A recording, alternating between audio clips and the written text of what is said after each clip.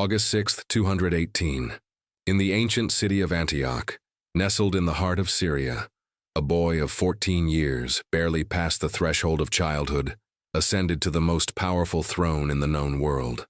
His name was Varius Avitus Bassianus, soon to be known to history as Elagabalus, and his brief incendiary reign would not merely challenge the foundations of Roman power, but violently invert every sacred tradition, transforming the hallowed halls of empire into a stage for a grand, bewildering spectacle of religious zealotry and profound personal liberation, ultimately leading to a devastating and hauntingly tragic end.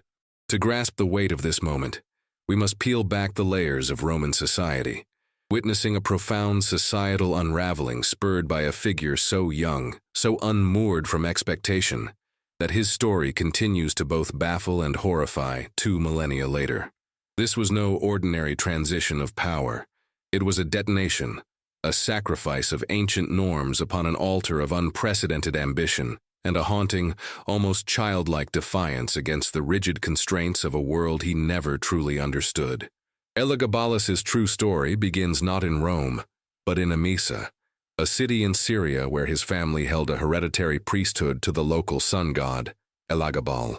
He was the son of Julius Soemius and Sextus Varius Marcellus, but more importantly, he was the grandnephew of the formidable Julia Maesa, sister of the recently assassinated Emperor Caracalla's mother, Julia Domna.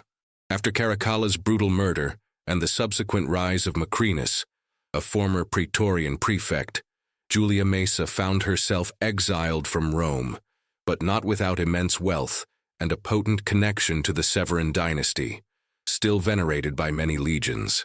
It was within this cauldron of discontent and dynastic ambition that the seeds of Elagabalus's emperorship were sown. Maesa, a master strategist, saw in her young grandson not just a child, but a vessel, a living link to the popular Severan line. She began to propagate the carefully crafted yet utterly fabricated rumor that Elagabalus was Caracalla's illegitimate son, a claim designed to ignite loyalty among the very legions who had once revered Caracalla. This bold deception, combined with the profound discontent within the Third Legion, stationed near Emesa and resentful of Macrinus's austere leadership and perceived dishonor to the Severan name, set the stage for a dramatic coup. On a fateful night in the spring of 218, the young priest was proclaimed emperor by the legionaries, a terrifying sudden thrust into an unforgiving world, and thus began the chilling, meteoric ascent of a boy who would soon plunge Rome into an unimaginable vortex of chaos and contradiction. His life had never truly been his own. It was a pawn in a larger game. With the legions behind him, Elagabalus and his formidable grandmother marched towards Rome, confronting Macrinus's forces near Antioch. The ensuing battle was swift and decisive.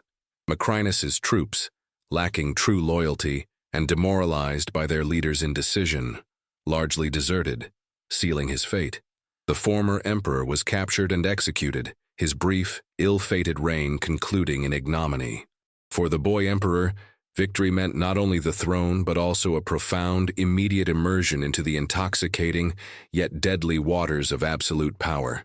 When Elagabalus finally entered Rome, the spectacle was unlike anything the venerable city had ever witnessed. He arrived not in the traditional garb of a Roman general or senator, but in the elaborate flowing robes of a Syrian priest, his head adorned with an ornate tiara, his eyes fixed with a zealous intensity. Central to his procession was a massive black stone, a conical meteorite, believed to be the aniconic representation of his god, Elagabal.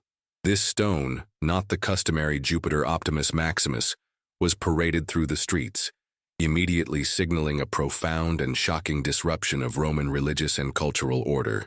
The people of Rome, accustomed to the solemn gravitas of their traditional pantheon, were confronted with an alien deity, forced upon them by a child emperor whose perceived piety bordered on alarming fanaticism. It was not merely a change in leadership, it was a religious revolution, an affront to everything that defined Roman identity, and a stark testament to the devastating power of one boy's conviction, or perhaps the conviction of those who manipulated him. The most striking and, for the Roman elite, offensive aspect of Elagabalus's reign was his unwavering, almost manic devotion to his namesake deity, the sun god Elagabal. He decreed that the cult of Elagabal was to supersede all other Roman gods, including the venerable Jupiter. The sacred black stone was enshrined on the Palatine Hill in a magnificent new temple, the Elagabalium, constructed with a haste that mirrored the emperor's zealous impatience. This was not a subtle integration of a foreign cult. It was a frontal assault on Rome's spiritual foundations. Priests of traditional Roman religions were sidelined, their ancient rituals overshadowed by what many saw as barbaric, alien practices.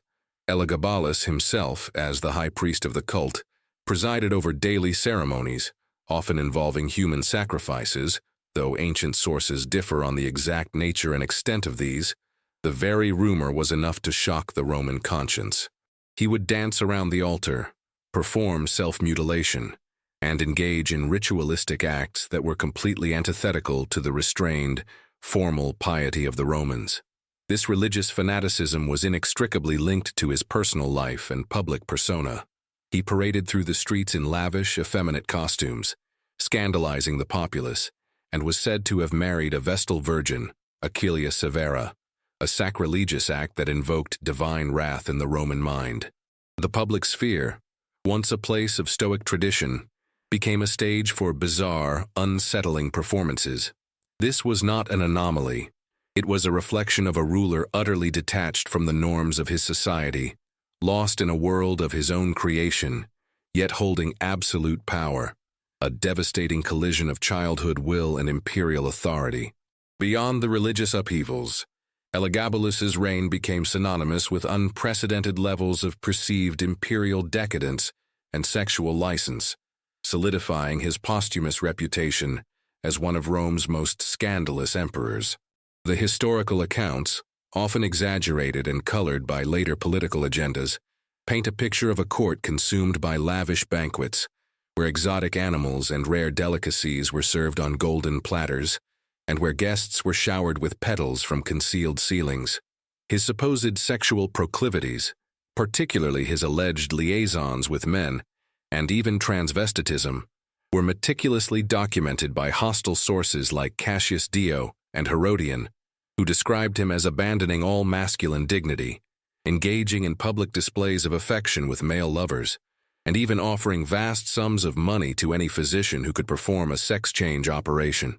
He was said to have prostituted himself in taverns and brothels, and to have taken numerous wives and husbands, often divorcing them with casual disregard.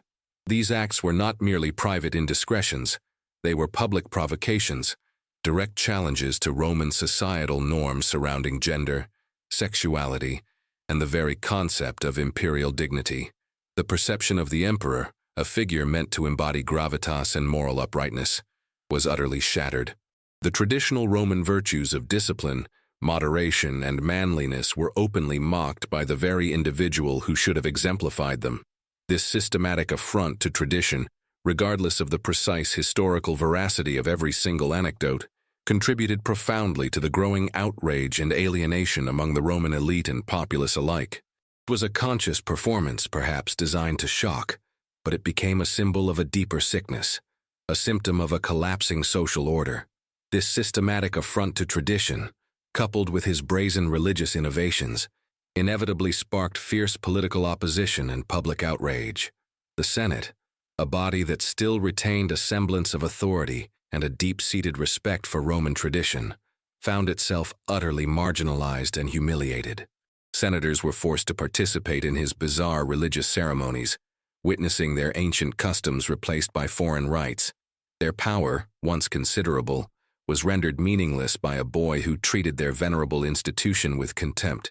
The Praetorian Guard, the elite military force responsible for the emperor's safety and often his downfall, grew increasingly restive. Their traditional loyalty to Roman values, albeit often self-serving, was offended by Elagabalus's unconventional behavior and his perceived effeminacy.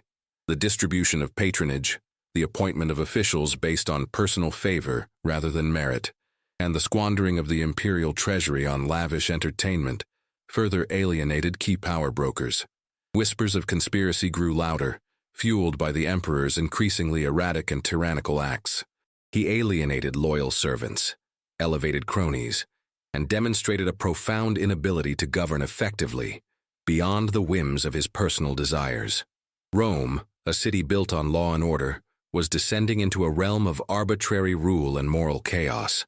The system meant to protect them had become their executioner, and the outrage was palpable, a slow-burning fuse leading inevitably to a devastating explosion of violence. Yet, to understand the complexities of Elagabalus's reign, one must also look to the formidable women who both elevated and ultimately abandoned him. Julia Maesa, his grandmother, had orchestrated his rise to power, a brilliant maneuver born of dynastic ambition and a desire to restore her family's prominence. Initially, she held significant influence, guiding the young emperor and attempting to temper his excesses. Her daughter, Julia Semiramis, Elagabalus's mother, also wielded considerable power, attending senatorial meetings and being granted titles normally reserved for male magistrates. These women were not mere bystanders. They were active participants in the imperial court, navigating the treacherous waters of Roman politics. However, as Elagabalus's behavior became more extreme, his religious fanaticism more pronounced and his perceived debauchery more scandalous, even Maesa, the architect of his ascension, began to realize the catastrophic trajectory of his rule. She understood that his actions threatened not only his own life, but the very survival of the Severan dynasty she had worked so hard to resurrect. The stability of the empire was at stake. Maesa, a pragmatist, recognized that her grandson was becoming an unbearable liability. She needed a successor, someone who could restore order and legitimacy, someone who could appease the disgruntled legions and the offended Roman aristocracy. This realization, a devastating personal betrayal, set the stage for the next equally tragic chapter in the boy emperor's brief, tumultuous life. A child-made emperor, but never allowed to be a child, he now faced the cold calculation of those who had placed him on his perilous throne. The seeds of Elagabalus's downfall were sown with chilling precision by the very family who had thrust him into power. Julia Maesa, witnessing the disintegration of her carefully constructed Severan legacy, understood that a drastic measure was required to salvage the dynasty. Her chosen solution was to persuade Elagabalus to adopt his cousin, Maesa's other grandson, the 13-year-old Alexianus, later known as Alexander Severus, as his heir and Caesar. The official reason given was Elagabalus's desire to dedicate himself fully to his religious duties, but the true motive was clear: to introduce a more acceptable, traditionally Roman figure into the succession, one who could placate the growing discontent. Elagabalus, perhaps initially swayed by his grandmother's arguments or naive to her true intentions, agreed. Alexander, a serious, well-educated and disciplined boy, was everything Elagabalus was not.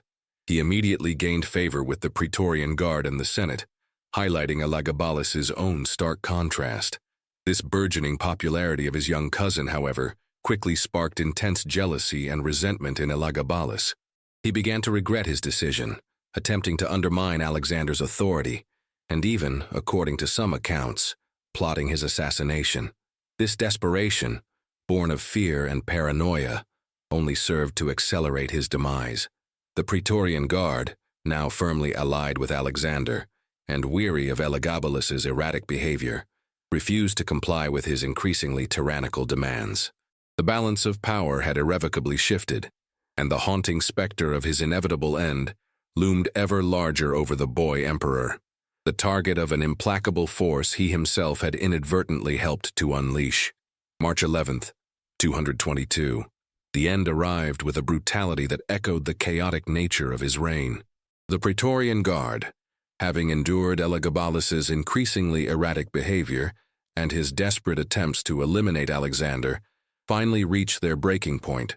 Provoked by the emperor's perceived disrespect for Alexander and their own escalating grievances, they stormed the Praetorian camp where Elagabalus had sought refuge. What followed was a scene of horrifying, visceral violence. Elagabalus, barely 18 years old, was dragged from a hiding place, likely a latrine, and summarily executed by the enraged soldiers. His mother, Julius Suemius, who had shared in his controversial reign, and perhaps his indulgence, met a similar fate, slain by the same unforgiving hands. The bodies of the two rulers were subjected to unspeakable indignities. Elagabalus's corpse was first dragged through the streets of Rome, a grotesque parade of imperial humiliation, before being thrown into the Tiber River, an act meant to ensure his memory was not merely erased, but utterly defiled, denied even the dignity of burial. This horrifying public defilement, an act of damnatio memoriae in its most extreme form, was intended to obliterate his very existence from history, to purge the memory of his scandalous reign from the collective consciousness of Rome. It was not justice, it was a warning, a chilling testament to the unforgiving nature of imperial power and the swift, devastating vengeance of a society pushed beyond its breaking point, and the brutal sacrifice of a young life upon the altar of public outrage. In the wake of Elagabalus's assassination, the Roman establishment moved quickly to restore order and erase his disruptive legacy. Alexander Severus, the quiet and unassuming cousin, was proclaimed emperor, ushering in a period of relative stability and a return to more traditional Roman values. Yet, despite the concerted efforts to obliterate Elagabalus from the annals of history, his image has endured, haunting the corridors of power and shaping perceptions of imperial decadence for centuries. For historians, his reign presents a complex challenge: how to disentangle the historical facts from the layers of hostile propaganda. Ancient sources, particularly Cassius Dio and Herodian, painted a portrait of unbridled depravity, religious fanaticism, and sexual deviancy, often with clear moralistic agendas. Was Elagabalus truly the monstrous tyrant depicted, or was he a deeply troubled youth, thrust into an impossible role, manipulated by powerful female relatives, and desperately seeking identity and meaning through an alien religion? The debate continues. His story serves as a potent illustration of the fragility of power, especially when wielded by an inexperienced, perhaps traumatized, individual. It also highlights the inherent tension between imperial authority and traditional Roman norms, demonstrating how the very concept of emperorship could be stretched and distorted to breaking point. His brief, devastating reign thus offers not just a tale of historical scandal, but a profound reflection on the burdens of leadership, the corrupting influence of absolute power, and the terrifying consequences when the demands of the state collide with the unbridled impulses of an untested youth. His haunting presence reminds us of Rome's most scandalous chapter, a testament to the fact that not all rulers are crafted from the same mold. The short, incandescent reign of Elagabalus remains a somber and haunting chapter in Roman history, a testament to the destructive potential of unchecked power in the hands of an unprepared youth. His story is not merely one of debauchery and religious extremism, but a profound human tragedy, a narrative of a boy, perhaps ill-suited for the weight of empire, caught between powerful, manipulating forces and his own perceived divine calling. His life had never truly been his own. It was a stage upon which the anxieties and prejudices of an entire civilization were violently enacted. We are left to ponder the fate of a child forced into a role of immense authority, a child whose attempts to reshape an empire in the image of his foreign god and unconventional desires ultimately led to his brutal destruction.